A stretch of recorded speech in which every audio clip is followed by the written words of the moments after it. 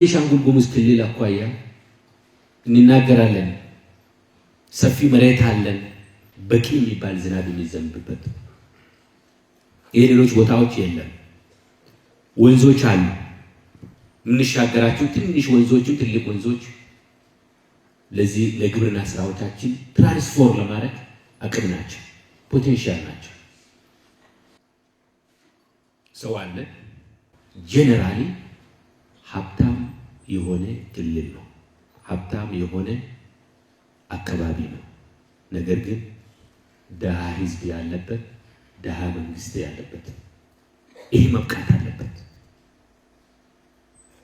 ሀብታም ክልል፣ ሀብታም አካባቢ ግን ደሃ ህዝብ፣ ደሃ መንግስት ነው ያለው ቤኒሻንጉል ላይ። ይሄ አሁን እዚህ ያላችሁ ሰልጣኞች፣ እዚህ ያላችሁ በየደረጃ ያላችሁ አመራሮች ይሄ ፓራዳይም ሺፍት ያስፈልጋል። ይሄን ድህነት እና በጸጋ ላይ የተቀመጠ ማህበረሰብ ፓራዳይም ሺፍት ይፈልጋል። ይማነቃነቅ ይፈልጋል። አመለካከቱ መቀየር ይፈልጋል። ምንድነው ቤዚክ የሚባለውን ፕሮብሌሙ ወይም ሩት ኮዙ ምንድነው? ለዚህኛው ሀብት ላይ ተቀምጠን ደሃ ህዝብ ይዘን ያለው